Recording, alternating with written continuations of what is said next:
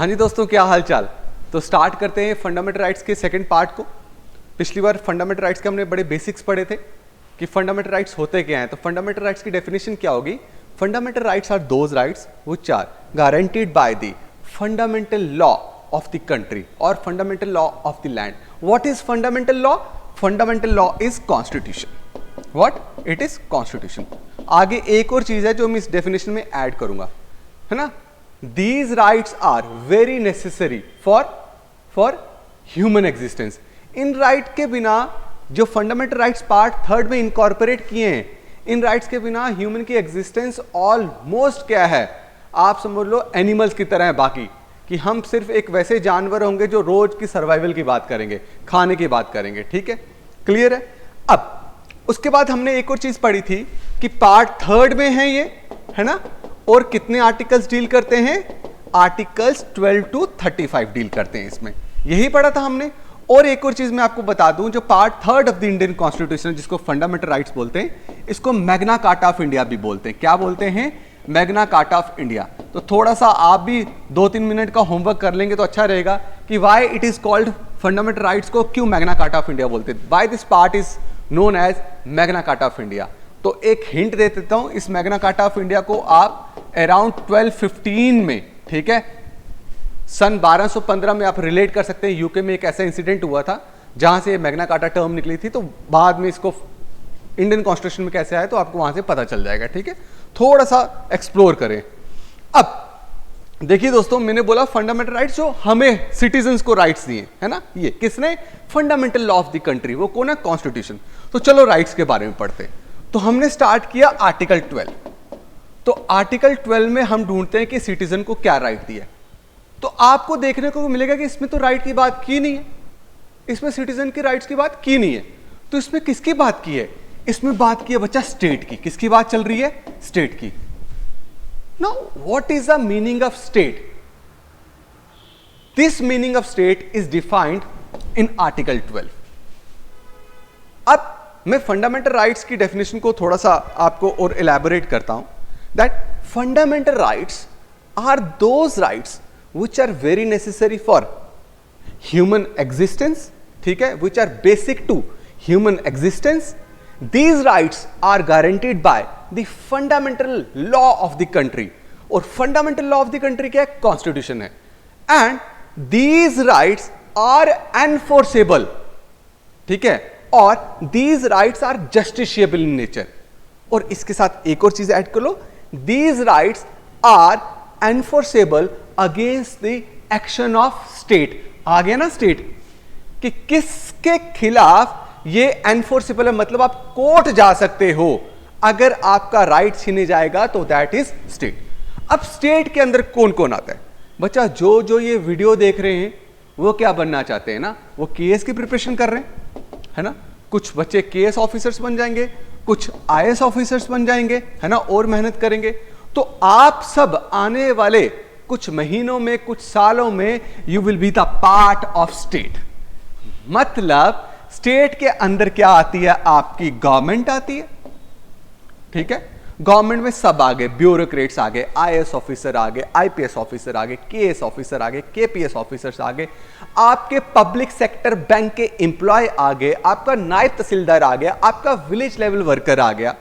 Village level worker में बात करूं तो गवर्नमेंट मतलब जितनी लोकल बॉडीज हैं, आपकी पंचायत, म्युनिसिपैलिटी, डिस्ट्रिक्ट बोर्ड, ये भी स्टेट के अंदर आती हैं। मतलब इन सब के एक्शंस, अगर ये कोई भी काम करते हैं जिससे आपका कोई भी फंडामेंटल राइट वायलेट होता है, तो you have the right to approach to go to Supreme Court और हाई कोर्ट, जहां आपको मन करे जाने का।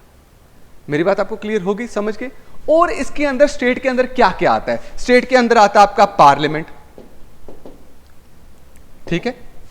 पार्लियामेंट क्या करती है? लेजिस्लेटिव बॉडी है, लॉ मेकिंग बॉडी है। कोई ऐसा लॉ बना सकती है जिससे आपका क्या हो जाए? राइट वायलेट हो जाए, है ना। कोई एमपी आपके साथ गलत कर सकता है। अब दोस्तों, पार्लियामेंट के बाद लेजिस्लेचर्स ऑफ स्टेट, है ना।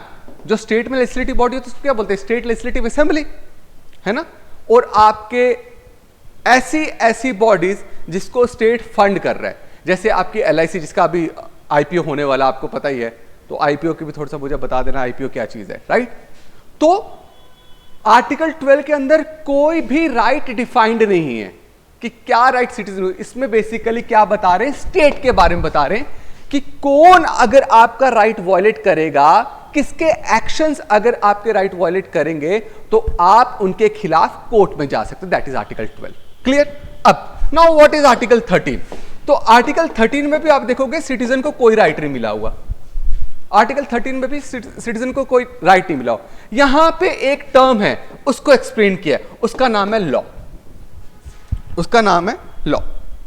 देखो बच्चा, कोई भी ऐसा ऑर्डर, कोई भी ऐसा एक्ट, कोई भी ऐसा आप मान लो बाई लॉज, ठीक है, जो म्युनिसिपैलिटी बना सकती है, म्युनिसिपैलिटी के पास पावर है, अगर उनको पावर दे दी जाए, ठीक है, कोई भी ऐसा ऑर्डर, कोई भी ऐसी डिक्री, ठीक है, जो फंडामेंटल राइट को वायलेट कर रही है और या जो पार्ट 3 के साथ इनकंसिस्टेंट है, ठीक है, पार्ट 3 के साथ इनकंसिस्टेंट है, तो उसको लॉ नहीं माना जाएगा। ये आर्टिकल 13 बोलता है। आर्टिकल 13 बोलता है लॉ किसको माना जाएगा, लॉ उसको माना जाएगा जो पार्ट 3 में प्रेजेंट जितने भी राइट्स हैं उनके अकॉर्डिंगली फ्रेम हो, मतलब उनमें से कोई भी राइट को वो एब्रिज ना करे, वायलेट ना करे, तो उसको लॉ माना जाएगा। लेकिन ऐसा कोई पार्लियामेंट लॉ पास कर देती है या ऐसा कोई ऑर्डर इशू हो जाता है जेकेएसएसबी के थ्रू, जेकेपीएससी के थ्रू, है ना, ये पब्लिक बॉडीज है, तो वो ऑर्डर अगर आपका कोई भी फंडामेंटल राइट को एब्रिज कर रही है, छीन रही है, रिस्ट्रिक्ट कर रही है, तो उसको लॉ नहीं माना जाएगा। यू गॉट इट, समझ गए। चाहे वो लॉ पार्लियामेंट पास करे, चाहे वो in the form of ordinance president pass करे, चाहे जेकेएसएसबी करे, यूपीएससी करे, कोई भी, ये लॉ की डेफिनेशन है। लेकिन अगर बाई चांस ऐसा होता है, ऑर्डर पास हो भी जाता है, ऑर्डर पास हो भी जाता है, तो क्या होगा, फिर आएगा दोस्तों आर्टिकल 13 में बोलता है जुडिशियल रिव्यू। मतलब now who will intervene, judiciary. और अगर जुडिशरी में कौन, सुप्रीम कोर्ट, हाई कोर्ट। अगर सुप्रीम कोर्ट, हाई कोर्ट ने उसमें देखा कि भाई वो लॉ इज इनडेरोगेटरी, ठीक है, to part 3 of the Indian Constitution, तो वो क्या करेगी, उस लॉ को, उस ऑर्डर को, उस डिक्री को क्या कर देगी, वो डिक्लेयर कर देगी अल्ट्रा वायलेट। क्या डिक्लेयर कर देगी, अल्ट्रा वायलेट और अनकॉन्स्टिट्यूशनल, ठीक है, नल और वाइड डिक्लेयर कर देगी, खत्म कर देगी उसे। आई होप आपको आर्टिकल 12 और आर्टिकल 13 में डिफरेंस समझ आया। तो दोस्तों आगे चलते हैं। मैंने आपको बोला था कि फंडामेंटल राइट की क्लासिफिकेशन की हुई है ना, तो 6 क्लासिफिकेशन है ना। आहा, कुत्ते बनाइए था रणधीर सिंह का। ओरिजिनली कितनी क्लासेस, 7 थी आपको पता है, फिर राइट टू प्रॉपर्टी हमने डिलीट कर दिया। तो आज हम पहली क्लासिफिकेशन पढ़ेंगे, right to equality. Right to equality के अंदर 5 आर्टिकल्स आते हैं, आर्टिकल्स 14 to 18 दोस्तों, ठीक है। सबसे पहले हम स्टार्ट करते हैं आर्टिकल 14। तो बच्चा आर्टिकल 14 का अगर आप टाइटल देखोगे ना, तो है इक्वालिटी बिफोर लॉ और इक्वल प्रोटेक्शन ऑफ लॉ।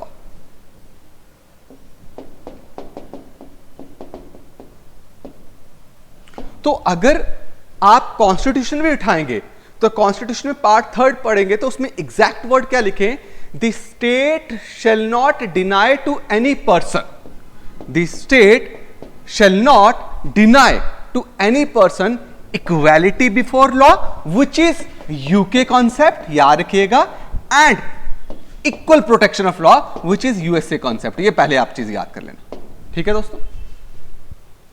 कि ये आर्टिकल बोलता है कि स्टेट जो आर्टिकल 12 में डिफाइंड है, आर्टिकल 14 बोलता है कि जो स्टेट है वो किसी भी पर्सन को डिनाई नहीं करेगी। यहां पे पर्सन का मतलब क्या है कि ये राइट जो है आर्टिकल 14 ये सिटीजन्स को भी अवेलेबल है और उनको भी अवेलेबल है जो सिटीजन्स नहीं है। मतलब नॉन सिटीजन्स, जो यूएसए से आया है, जो कनाडा से आया है, जो आपका यूरोप के कोई भी कंट्री से आया है, जो अफ्रीका से आया है, ये उन सब पर्सन के लिए अवेलेबल है कि भाई, और इक्वालिटी बिफोर लॉ, ठीक है, ये जो कंसेप्ट है ये डिफाइन करता है किसको? रूल ऑफ लॉ को। किसको डिफाइन करता है? Rule of. कहां से निकला है ये? रूल ऑफ लॉ से। Now what is rule of law? तो आप याद रखिएगा, रूल ऑफ लॉ एक बहुत ही एमिनेंट पर्सनालिटी थे, उनका नाम था एवी डाइसी। उन्होंने इस कंसेप्ट को क्या किया था? बनाया था। This concept was given by A V Dicey. तो equality before law is connected to rule of law. तो रूल ऑफ लॉ क्या बोलता है कि जो कानून है, कानून का सबसे पहला रूल क्या है कि भाई जो कानून सुप्रीम है, there is supremacy of law. मतलब आप जो मर्जी हो यार, आप अंबानी हो, आप मोदी हो, आप बहुत पावरफुल बिजनेसमैन हो, आप एलन मस्क हो, भाई साहब कानून की नजर में आप उतने ही क्या कहते हैं मायने रखते हो जितना एक गरीब रखता है। Status doesn't matter at all. ये इक्वालिटी बिफोर लॉ बोलता है, ठीक है। क्या बोलता है? Equality before law. और साथ साथ में इक्वालिटी बिफोर लॉ देखेंगे तो इक्वालिटी बिफोर लॉ कहीं ना कहीं एब्सोल्यूट नहीं है, कहीं ना कहीं एब्सोल्यूट नहीं है, जिसके कारण ये इसको बोलते हैं it is negative in character. But ये नेगेटिव इन कैरेक्टर रीजनेबल है ऑन सम ग्राउंड्स। उसको एक्सप्लेन किसने किया? आर्टिकल 361 ने। आर्टिकल 361 ने बोला कि भाई इक्वालिटी बिफोर लॉ क्या बोल रहा है कि कानून के नजर में सारे बराबर हैं, मैटर ही नहीं करता कि आपका स्टेटस क्या है, कानून सबसे ऊपर है। और अगर आप कानून तोड़ेंगे, आप कानून के अकॉर्डिंगली नहीं चलेंगे, तो आपका स्टेटस नहीं देखा जाएगा कि आप किस पोजीशन में हैं। जीडीपी में आपने कंट्री के जीडीपी में बहुत कंट्रीब्यूट किया, बहुत जबरदस्त बिजनेसमैन है आप, ठीक है, लेकिन अगर आप कुछ गलत करते हैं तो आपका कंट्रीब्यूशन नहीं देखा जाएगा। आपको जो लॉ बताता है, लॉ का जो रूल है, उसके अकॉर्डिंगली आपको ट्रीट किया जाएगा। और वही जो लॉ का रूल है उसके अकॉर्डिंगली सेम उस गरीब को भी ट्रीट किया जाएगा जो आपके इंडस्ट्रियल एरिया में एज अ सर्वेंट काम कर रहा है या एज अ वॉचमैन काम कर रहा है। दोनों बराबर ट्रीट किए जाएंगे। यह है इक्वालिटी बिफोर लॉ। बट बोलते इट इज नॉट एब्सोल्यूट। कुछ क्या है, कहीं किसी ग्राउंड पे हम क्या कर रहे हैं जी, थोड़ी सी डिस्क्रिमिनेशन कर रहे हैं, और वो पॉजिटिव एक्शन है, वो अफर्मेटिव एक्शन है बच्चा, ठीक है। जैसे प्रेसिडेंट बोला, प्रेसिडेंट और जो गवर्नर हैं, प्रेसिडेंट और जो गवर्नर है during their term of office, जब वो प्रेसिडेंट हैं तो गवर्नर है, उनके खिलाफ कोई भी क्रिमिनल प्रोसीडिंग्स नहीं चलाई जाएंगी, ठीक है। What? Why? Because to maintain the image of the country, to protect the image of the country. क्योंकि प्रेसिडेंट एक कॉन्स्टिट्यूशनल पोजीशन है and he is head of the state. जितने भी एक्शंस गवर्नमेंट लेती है, ठीक है, वो प्रेसिडेंट के नाम पे लिए जाते हैं। तो वो बहुत ही क्या है, इंपॉर्टेंट रोल प्ले करता है। दोस्तों समझ रहे हैं मेरी बात? क्लियर है? अभी रुक जाइए थोड़ी देर।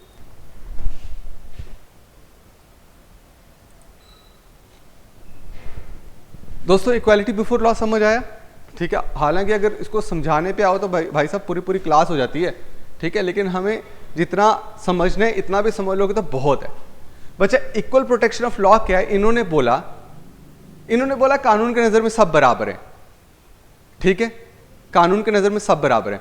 मतलब बच्चा भी, अगर एक छोटा बच्चा भी कुछ गलत करता है और एक एडल्ट बच्चा, मतलब मैं 10-11 साल का बच्चे की बात कर रहा हूं, जो अभी तरीके से, जिसका पूरी तरीके से ब्रेन डेवलप नहीं हो, जिसकी पूरी तरीके से बॉडी डेवलप नहीं हुई, जिसको अच्छे बुरे का नहीं पता है, अगर वो कुछ गलत करता है और उसके साथ साथ वही चीज एक अडल्ट गलत करता है, तो इक्वालिटी बिफोर लॉ में दोनों को इक्वली ट्रीट किया जाएगा। दिस इज द रीजन ये थोड़ा सा नेगेटिव कंसेप्ट आ जाता है, ठीक है। लेकिन इक्वल प्रोटेक्शन ऑफ लॉ क्या बोलता है कि आप रीजनेबल क्या कर सकते हैं, ग्राउंड पे आप डिस्क्रिमिनेट कर सकते हैं। मतलब आप देखेंगे, एक आप समझ लें जुवेनाइल है, ठीक है, और एक आप एडल्ट है, दोनों सेम क्राइम करते हैं, क्या दोनों के सर्कमस्टांसेस, दोनों की सिचुएशन सेम है? नहीं है, ठीक है। इसको नहीं पता अभी अच्छे बड़े अच्छा क्या है बुरा क्या है, पूरी तरीके से he is not developed, his mind is not developed, है ना।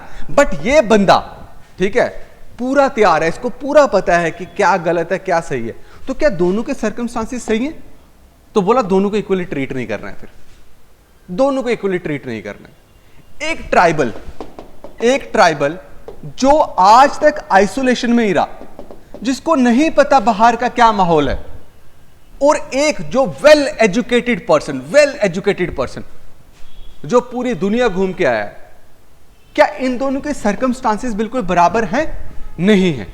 तो आप यहां पे अगर कुछ डिस्क्रिमिनेट करते भी हो इसको प्रोटेक्ट करने के लिए, तो उसको एक एफर्मेटिव एक्शन के तौर पे लिया जाएगा, ना कि उसको बोला जाएगा दैट इट इज नेगेटिव, क्योंकि दोनों के सर्कमस्टांसेस सेम नहीं है। लेकिन हां दोनों अगर इक्वल हैं, ठीक है, दोनों की सिचुएशन इक्वल है, तो भाई आप उनको इक्वली ट्रीट करें।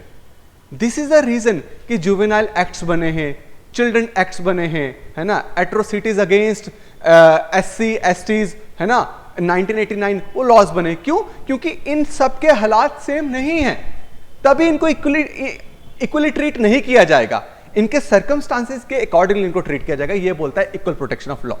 ठीक है, समझ गए मेरी बात? क्लियर है आर्टिकल 14? अब आर्टिकल 15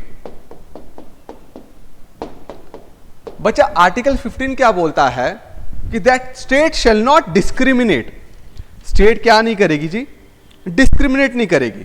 स्टेट को प्रोहिबिट किया जाता है डिस्क्रिमिनेट करने से on certain grounds. Certain grounds only, मतलब इसके अलावा अगर डिस्क्रिमिनेशन हो रही है तो इसके अंडर कवर नहीं होगी भाई साहब, उसको डिस्क्रिमिनेशन नहीं माना जाएगा। Again I am repeating, article 15 बोलता है कि स्टेट किसी भी सिटीजन, सबसे पहले स्टेट किसी भी सिटीजन के साथ डिस्क्रिमिनेट नहीं करेगा। आर्टिकल 14 में क्या था? Person, the state shall not deny to any person. यहां बात हो रही है the state shall not discriminate with any citizen, मतलब this right is not available to non citizens. अगर नॉन सिटीजन का डिस्क्रिमिनेशन हो रहा है ऑन व्हाट सर्टेन ग्राउंड्स, वो ग्राउंड्स कौन से? Race, religion, caste, sex, place of birth, तो उसको डिस्क्रिमिनेशन मान जाएगा नॉन सिटीजन के साथ हो रहा है। तो क्वेश्चन कभी कभी ऐसा भी पूछा जा सकता है कि बताइए कौन से राइट्स हैं, फंडामेंटल राइट्स जो सिर्फ सिटीजन्स को अवेलेबल हैं, और कौन से राइट्स हैं जो दोनों को अवेलेबल हैं। अभी आपको एक आंसर मिल गया, that is article 14, it is available to both citizens and non citizens. ठीक है दोस्तों, चले आगे। अब बोला पहले तो बात हम आपको रोकते हैं, आर्टिकल में बोला कि हम प्रोहिबिट करते हैं कि आप डिस्क्रिमिनेशन नहीं करेंगे, भेदभाव नहीं करेंगे। मतलब किस ग्राउंड पे आप कोई ग्राउंड पे आप भेदभाव कर सकते हो, लेकिन कौन से ग्राउंड पे आपको भेदभाव नहीं करना, ये आर्टिकल 15 बोलता है। कौन सा है? Race, religion, caste, sex, place of birth. मुझे चेक कर दो और कोई तो नहीं है, बस ये इन ग्राउंड्स पे आप डिस्क्रिमिनेट नहीं कर सकते। बट इसके अलावा अगर आप डिस्क्रिमिनेट करोगे तो उसको डिस्क्रिमिनेशन नहीं मानी जाएगी। देखो ना, मैं एक सिंपल सी बात है, मैं आपको बताता हूं। एक हैंडीकैप्ड बंदा है, ठीक है, एक हैंडीकैप्ड बंदा है जिसकी राइट लेग काम नहीं करती है। क्या वो फिट है इंडियन आर्मी के लिए? क्या वो फिट है बेल्ट फोर्सेस के लिए? लेकिन एक साइड पे एक बंदा पूरा फिट है, ठीक है, माइंड भी पूरी तरीके से डेवलप्ड है और फिजिकल फिटनेस भी पूरी है। अगर वहां डिस्क्रिमिनेशन हो रहा है, इंडियन आर्मी उस हैंडीकैप्ड बंदे को नहीं ले, उस जो डिसेबल पर्सन है उसको नहीं ले रही है, तो इसको डिस्क्रिमिनेशन नहीं मानी जाएगी। ठीक है, इसको डिस्क्रिमिनेशन नहीं मानी जाएगी, क्योंकि बेल्ट फोर्स की रिक्वायरमेंट ही है क्या? फिजिकली फिट बंदा, तो ये डिस्क्रिमिनेशन नहीं है। लेकिन वहीं पे वो हैंडीकैप्ड बंदा बहुत इंटेलिजेंट है, ठीक है, तो उसको हम क्या करेंगे?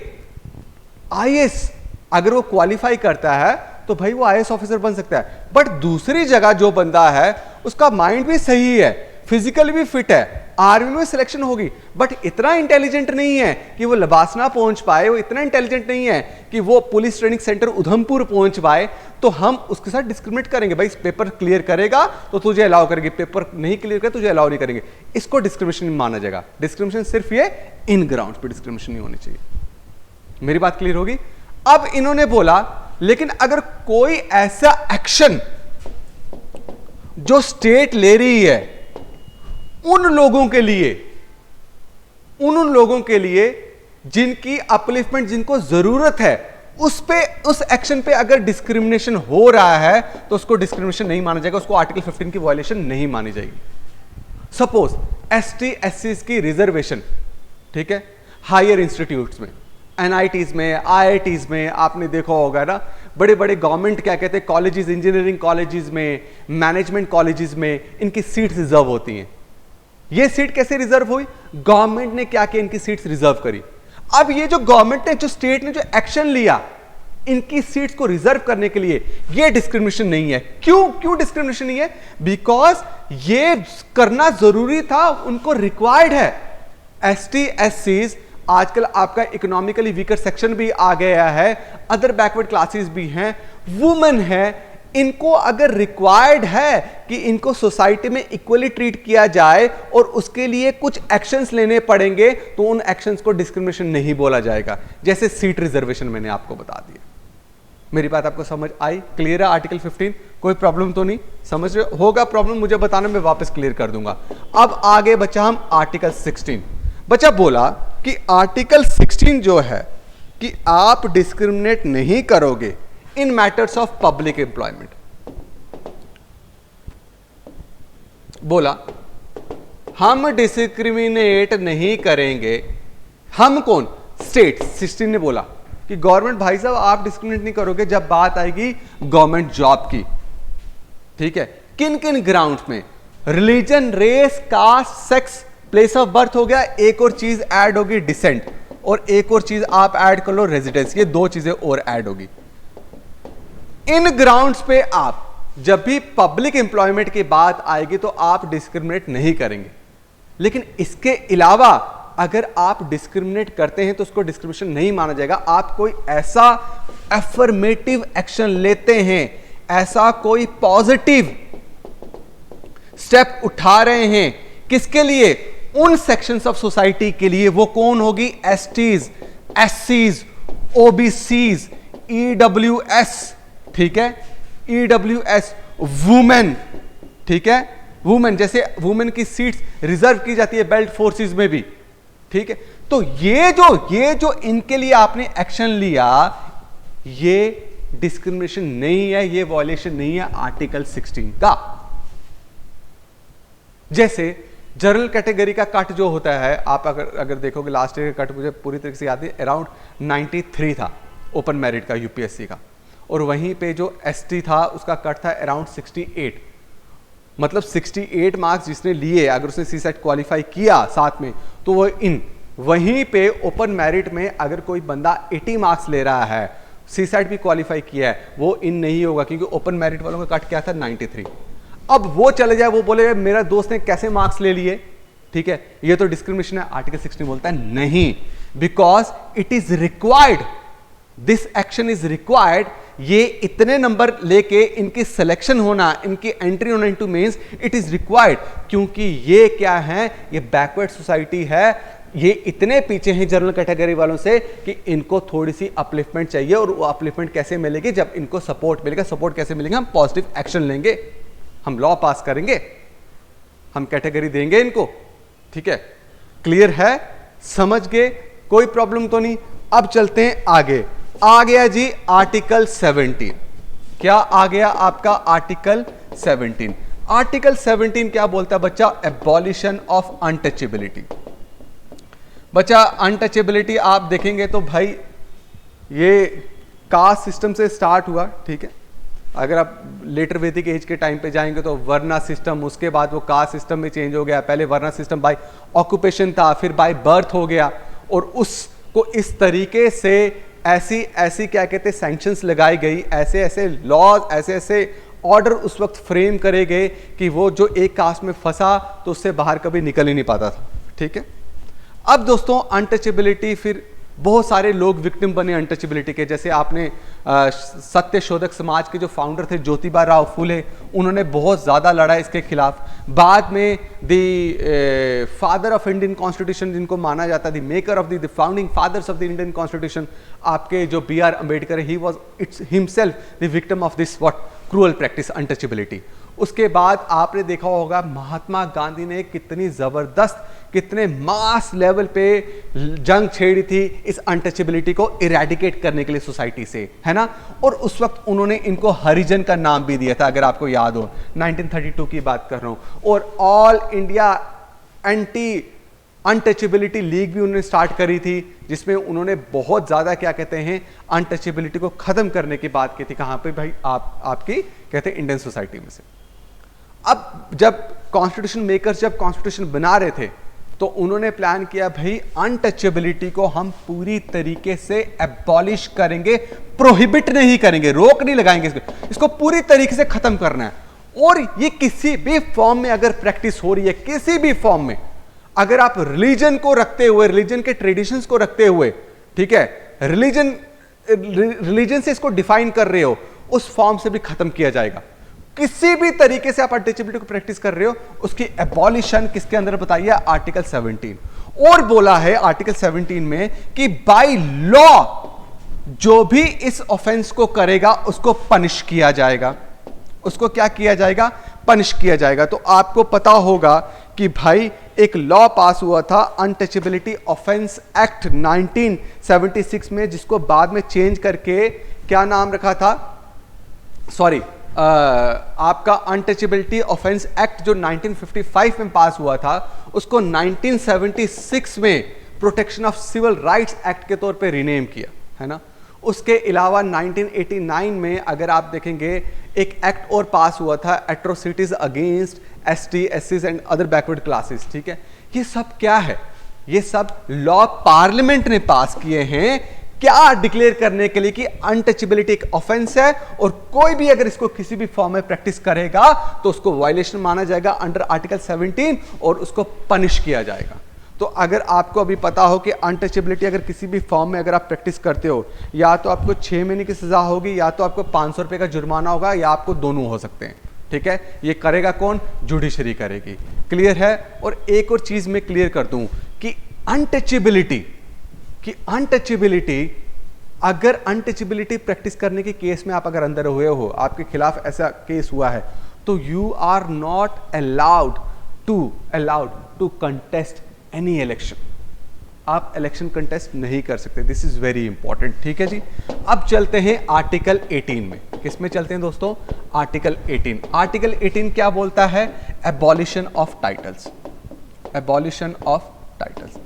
आपने देखा होगा कितने राजा थे, ठीक है, जिन्होंने अपने नाम के आगे टाइटल लगाए हुए होते थे ना।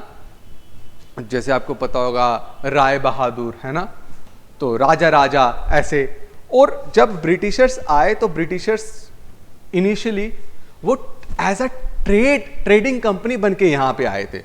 तो आहिस्ता आहिस्ता उन्होंने जब देखा कि भाई हम यहाँ पे रूल कर सकते हैं, तो वो जो लोकल प्रिंसेस थे उनको खुश करने के लिए ना, उनको अपीज करने के लिए ये उनको टाइटल देते थे, ठीक है, उनको टाइटल देते थे। और जब देश आजाद हुआ तो ये डिक्लेयर किया गया भाई except military and academic titles, ठीक है, आप और कोई भी टाइटल कन्फर नहीं कर सकते। किसी को भी कोई हक नहीं किसी को कोई टाइटल देने का, ना ही किसी के पास हक है कोई टाइटल एक्वायर करने का, एक्सेप्ट मिलिट्री और एकेडमिक। क्यों?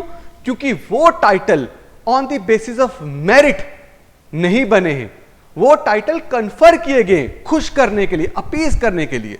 और दूसरी बात, अब कोई राजाओं का रूल नहीं है, यह भी डिक्लेयर करने के लिए कि इंडिया एक रिपब्लिक कंट्री है जिनको लोग चला रहे हैं, ठीक है, इंडिया एक डेमोक्रेटिक कंट्री है, ना कि इंडिया किसी राजा के अंडर रूल कर रही है, ठीक है जी। मिलिट्री टाइटल में अगर मैं कैप्टन हूं, मैं इंडियन आर्मी में हूं, मेरा कैप्टन रैंक है, तो मैं अपने नाम के आगे कैप्टन लगा सकता हूं, कैप्टन रणधीर सिंह, ठीक है। आप जब डीएसपी बनेंगे डीएसपी रणधीर सिंह आप, क्योंकि ये टाइटल आपने अर्न किए, ठीक है, अपने हार्ड वर्क से अर्न किए। एकेडमिक टाइटल पीएचडी, सीए, ये इंजीनियर, आप ये टाइटल अपने नाम के साथ लगा सकते हो। लेकिन ऐसे टाइटल राय बहादुर वाले, ठीक है, आप क्या कहते हैं राजा टाइटल हो गया है ना, ये टाइटल्स आप नहीं क्या कर सकते, अपने नाम के साथ जोड़ सकते हो। ठीक है, क्योंकि ये on the basis of merit नहीं है।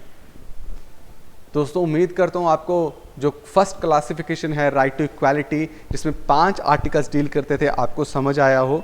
ठीक है, मुझे तो लगता है कि इतना बहुत है, लेकिन अगर आप चाहते हो कि इससे ज़्यादा आप चाहते हो कि मैं करूं, तो आपकी मर्जी है, आप कैरी ऑन कर सकते हो। कल मैं पार्ट 3 वीडियो लेके आऊँगा दोस्तों, फिर हम इसको अच्छे से कंटिन्यू करें। तब तक के लिए आप रिवाइज करो, दोनों पार्ट को अच्छे से रिवाइज करो। Thank you so much.